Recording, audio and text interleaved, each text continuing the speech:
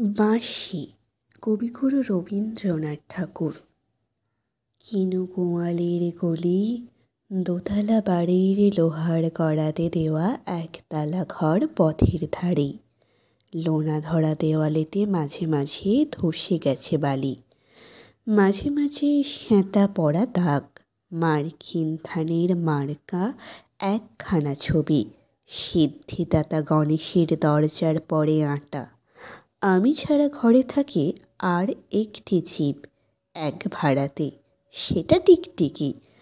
তফাৎ আমার সঙ্গে এই শুধু, নেই তার অন্নের অভাব। বেতন 25 টাকা, সদাগরি আপিসের কনিষ্ঠ কেরানি। খেতে পায় দত্তদের বাড়ি ছেলেকে পড়িয়ে। শিয়ালদা স্টেশনে যাই, সন্ধেটা কাটিয়ে আসি। আলো জ্বালাবার দায় বাঁচে, ইঞ্জিনের ধস ধস বাঁশির আওয়াজ। যাত্রীর ব্যস্ততা, কুলি হাঁকাহাঁকি। 10:30 বেজে যায়। তারপরে ঘরে এসে নিরালা নিঝুম অন্ধকার।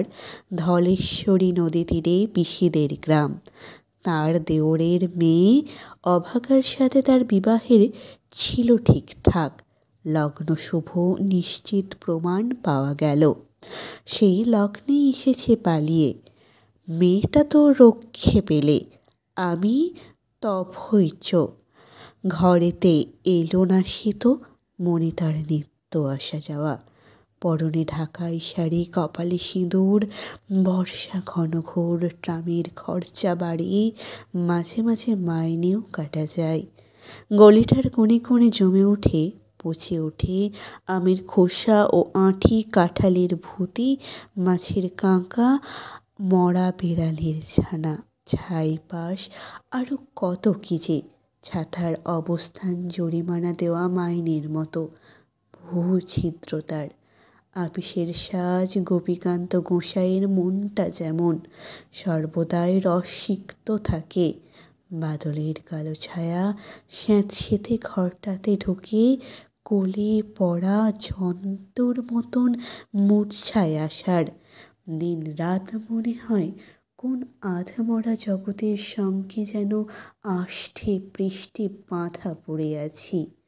গলির মোড়েই থাকে কান্তবাবু, যত্নে পাট করা লম্বা চুল, বড় বড় চোখ, শৌখিন মেজাজ। কর্নেচ বাজানো তার শাঁখ, মাঝে মাঝে সুর জেগে ওঠে। এগুলির বীভৎস বাতাসে, কখনো গভীর রাতে, ভোরবেলা আলোর অন্ধকারে, কখনো বৈকালে ঝিকিমিকি আলো ছায়ার। হঠাৎ সন্ধ্যায় সিন্ধু মাড়োয়ার লাগে তান। সমস্ত আকাশে বাজে অনাদিকালের বিরহ বেদনা। তখনই মুহূর্তে ধরা পড়েছে এগুলিটা ঘোর মিছে, দুর্বিষহ মাতালের প্রলাপের মতো। হঠাৎ খবর পাই মনে, আকবর বাদশার সঙ্গে হরিপদ কেরানির কোনো ভেদ নেই। বাঁশির করুণ ডাক পেয়ে ছেঁড়া ছাতা রাজছত্র মিলে চলে গেছে এক বৈকুণ্ঠের দিকে। এ গান যেখানে সত্য, অনন্ত গোধূলি লগ্নে সেইখানে বহি চলে ধলেশ্বরী। তীরে তমালের ঘন ছায়া আঙিনাতে। যে আছে অপেক্ষা করে, তার পরনে ঢাকাই শাড়ি, কপালে সিঁদুর।